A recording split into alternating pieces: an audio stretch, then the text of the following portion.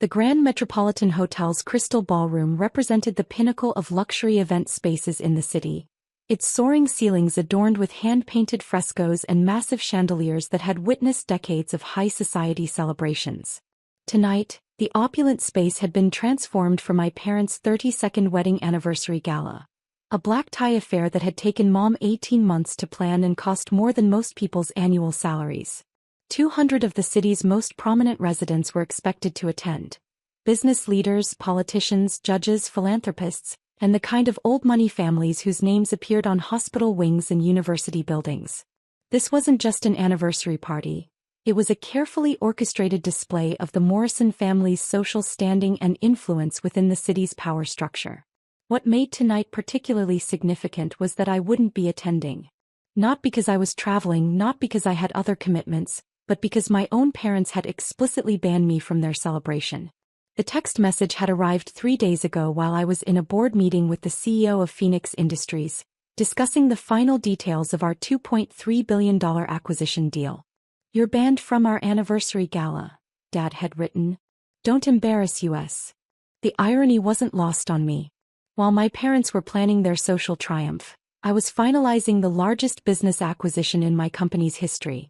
A deal that would bring my total net worth to $4.8 billion and cement my position as one of the youngest self-made billionaires in the country. I had replied simply, "Understood." But understanding and accepting were two different things entirely. For 3 years my family had treated me as their greatest disappointment. When I'd left my position at Mom's interior design firm to start Morrison Digital Solutions, they'd predicted immediate failure.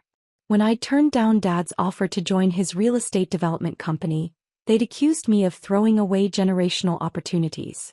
When I'd moved out of the family estate to live modestly while building my business, they'd seen it as proof of my poor judgment and financial struggles. What they didn't know was that Morrison Digital Solutions had grown from a one-person startup into a technology empire encompassing artificial intelligence, cloud computing, and digital infrastructure services.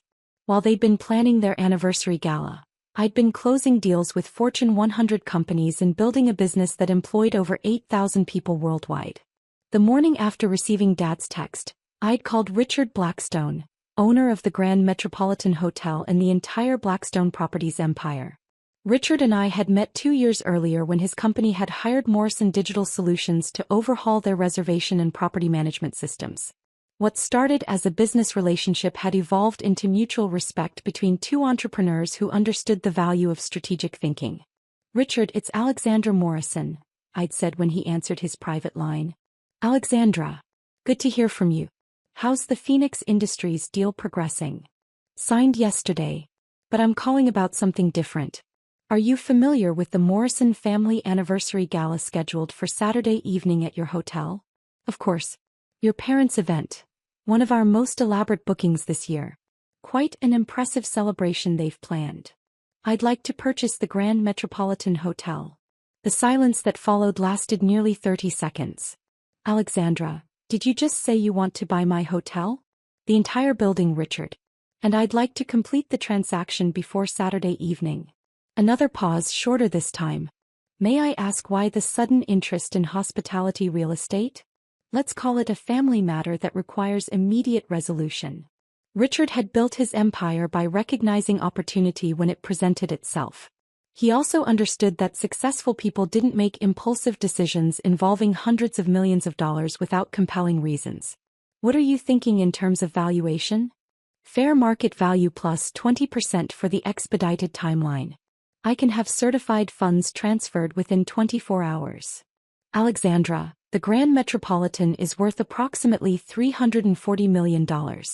You're talking about a $408 million cash transaction with 1 day's notice." "I'm aware of the numbers, Richard. The question is whether you're interested in selling." By Wednesday afternoon the sale was complete.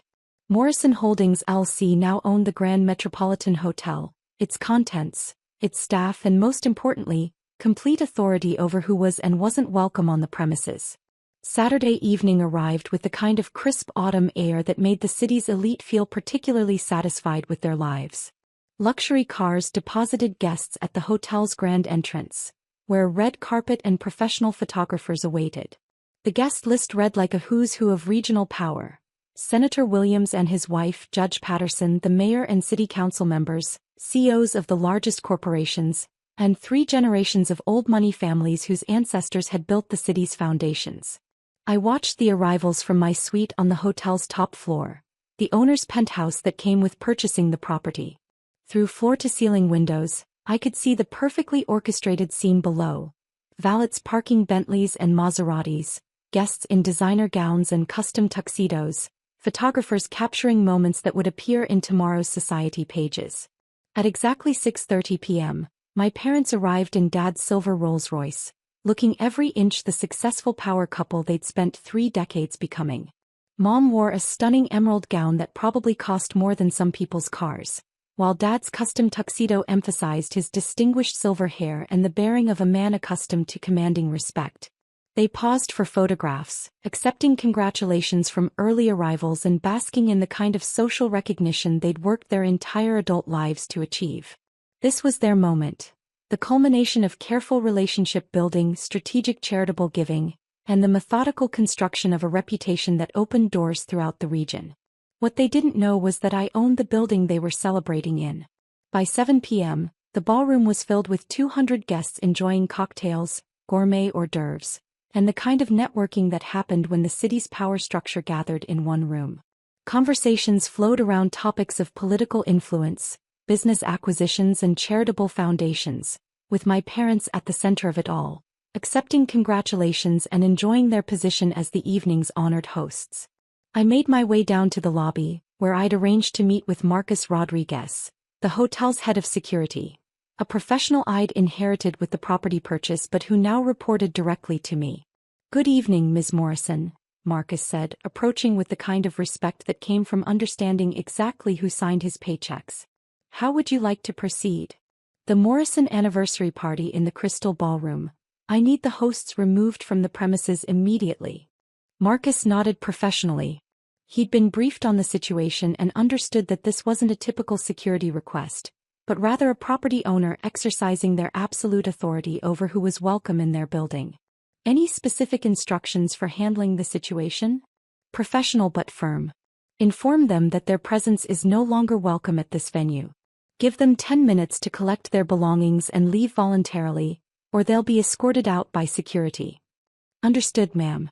"What about the guests?" "The party can continue as planned. Only the hosts need to be removed." At 7 p.m., security escorted my parents out. I watched from the lobby as Marcus approached my parents, who were holding court near the bandstand, surrounded by admirers and accepting congratulations on their beautiful anniversary celebration. Their faces showed confusion, then disbelief, then growing panic as Marcus explained the situation in his calm, professional manner. "I'm sorry, Mr. and Mrs. Morrison, but you're no longer welcome at this venue. You have 10 minutes to collect your personal belongings and leave the premises voluntarily." Dad's face went red. "This is ridiculous. This is our anniversary party. We've rented this ballroom." "Sir, your rental agreement has been terminated by the new property owner. I'm afraid I'll need to ask you to leave immediately." "New property owner? What the hell are you talking about?" Mom grabbed Dad's arm, her face pale with embarrassment as nearby guests turned to stare at the commotion. "Robert, please, people are watching." "I don't care who's watching. This is our event. I demand to speak to Richard Blackstone immediately." "Mr. Blackstone is no longer the owner of this property, sir. The building was sold 3 days ago to Morrison Holdings LLC." The name hung in the air while my parents processed what they were hearing. Around them, guests began pulling out phones, sensing that something significant was happening. "Morrison Holdings?" Dad repeated slowly. That's when I stepped into their line of sight. "Hello, Mom. Dad. Enjoying your anniversary celebration?" The silence that followed was profound. 200 guests turned to stare as my parents realized that their daughter, the family disappointment they'd banned from their own anniversary party, now owned the building they were standing in. "Alexandra," Mom whispered, her voice barely audible above the stunned murmur of the crowd. "I received your text about being banned from the gala," I said conversationally, addressing them loud enough for nearby guests to hear. "You were right to be concerned about embarrassment. It would have been awkward if I'd attended as a guest instead of as the owner." Dad's mouth was opening and closing like a fish out of water. You own this hotel? As of Wednesday afternoon, yes. Morrison Holdings LLC purchased the Grand Metropolitan Hotel for $408 million. Cash transaction, closed in 48 hours. The crowd erupted in whispered conversations as people frantically tried to process what they were witnessing. But Alexandra, Mom said desperately, you don't have that kind of money. You're struggling to build that little computer business. Actually, Mom, Morrison Digital Solutions generated $2.1 billion in revenue last year. The Phoenix Industries acquisition I closed this week brings my total net worth to approximately $4.8 billion. Senator Williams, who'd been standing nearby, stepped forward with obvious interest. Ms. Morrison, are you saying you're the Alexandra Morrison who built Morrison Digital Solutions? That's correct, Senator. The same Morrison Digital Solutions that just revolutionized the Defense Department's cybersecurity infrastructure? Among other projects, yes. The senator turned to my parents with a mixture of confusion and growing respect. Mr. and Mrs. Morrison, your daughter is one of the most successful technology entrepreneurs in the country. Her company's innovations in artificial intelligence have been featured in Fortune, Forbes, and the Wall Street Journal. Mom's face had gone completely white. Dad looked like he was having difficulty breathing. You see, I continued, addressing the crowd that had gathered around us, my parents banned me from their anniversary celebration because they were concerned about embarrassment. They were right to be worried. It would have been embarrassing to attend as a guest when I actually owned the venue. Judge Patterson, a longtime family friend, stepped forward. Alexandra, if this is true, why didn't your parents know about your success? Because they decided 3 years ago that I was a failure and stopped listening to anything I tried to tell them. Tonight's ban was just the latest example of their assumption that I had nothing valuable to contribute to their celebration. I turned to Marcus, who was waiting patiently for further instructions. Please escort Mr. and Mrs. Morrison from the building. Their presence is no longer welcome at my hotel. Wait, Dad said desperately. Alexandra, we can talk about this. We didn't know. You didn't know because you didn't want to know. You were so invested in the story of my failure that you never considered the possibility that I might actually succeed. Mom tried one last appeal. What about the party? What about our guests? The party will continue as planned. I've instructed the staff to provide full service for all the guests you invited. Consider it my anniversary gift. A celebration in honor of the parents who taught me that sometimes you have to build your own doors when people won't let you through theirs. They never saw it coming. As security escorted my parents toward the exit, 200 of the city's most influential people watched in stunned silence. Phones were out now, capturing photos and video of the Morrison family anniversary party ending with the hosts being removed from their own celebration by their daughter's security team. I remained in the ballroom long enough to address the guests personally, explaining that the evening would continue as planned and that the hotel staff would ensure everyone enjoyed the remainder of the celebration. Then I returned to my penthouse suite to watch the aftermath unfold from above. By morning, the story would be all over social media and the local news. The Morrison family anniversary gala that ended with the hosts being escorted out by security after their billionaire daughter bought the venue they'd banned her from attending. Sometimes the best response to being banned from a party isn't arguing for admission. It's buying the building and changing the guest list.